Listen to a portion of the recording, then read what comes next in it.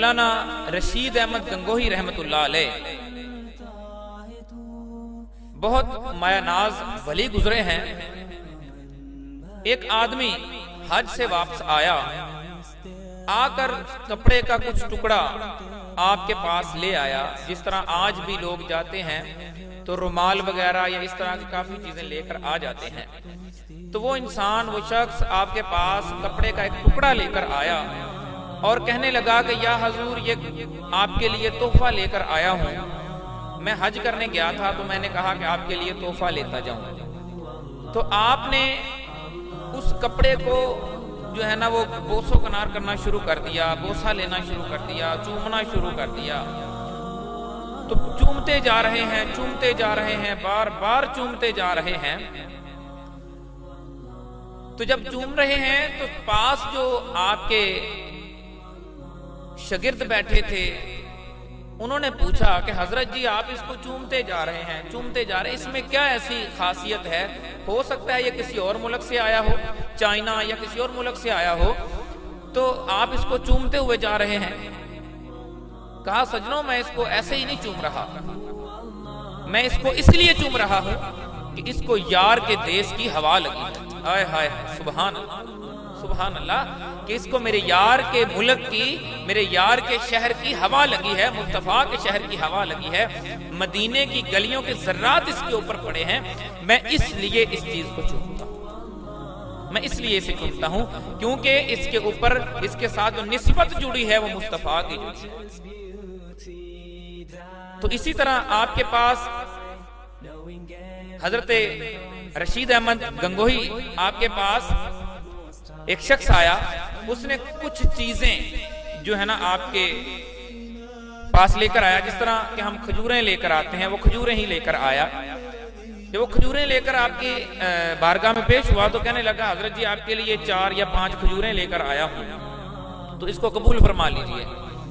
आपने उन खजूरों को पकड़ा और हाथों पे रखा और देखते जा रहे हैं, देखते जा रहे हैं, इतनी लज्जत के साथ, इतनी दिल फरेबी के साथ देख रहे हैं जैसे कायनात की कोई चीज मिल गई हो, ऐसी जैसे दुनिया के हीरे मिल गए हों या इस तरह की कोई ऐसी कायनात की नायाब चीज मिल गई हो।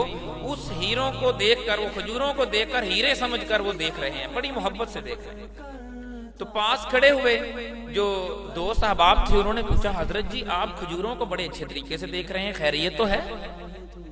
खैरियत है कि आप देखी जा रहे हैं, देखी जा रहे हैं, इतनी मोहब्बत के साथ खजूरों को देख रहे हैं? तो आपने कहा कि यार इन खजूरों के ना टुकड़े कर दे, पहले मेरे जो खानदान वाले हैं उनके नाम लिखो। जब नाम लिखे तो तकरीबन 40-50 के करीब जो है ना वो नाम लिख दिए गए। तो हजरत जी आपके खानदान में 50 लोग हैं, तो कहा जी इनके 50 टुकड़े कर दो। जब उन्होंने उन 4-5 खजूरों के 50 टुकड़े किए तो वो बिल्कुल जो है वो छोटे छोटे टुकड़े जो है ना बन गए। तो अब ताल्लुक देखना कि औलिया अल्लाह की सोच कहां जाती है और आम इंसान की सोच कहां जाती है। जब वो टुकड़े छोटे छोटे कट गए तो एक शख्स ने कहा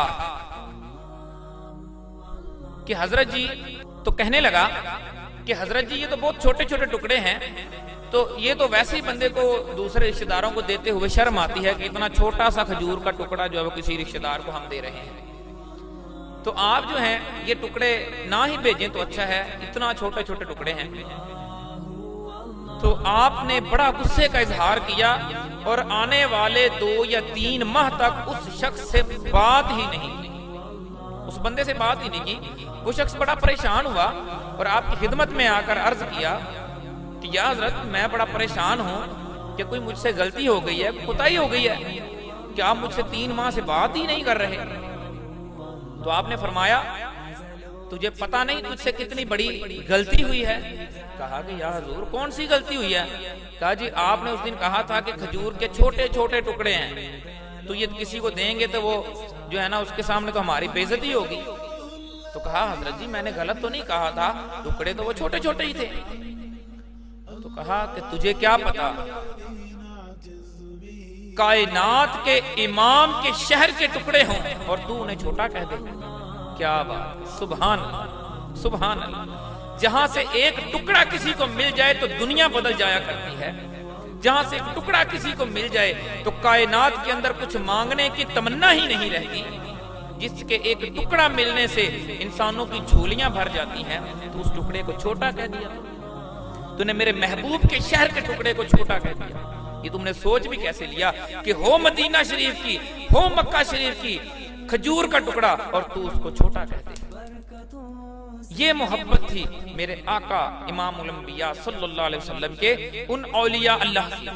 Islamic concept studio, a pure Islamic channel.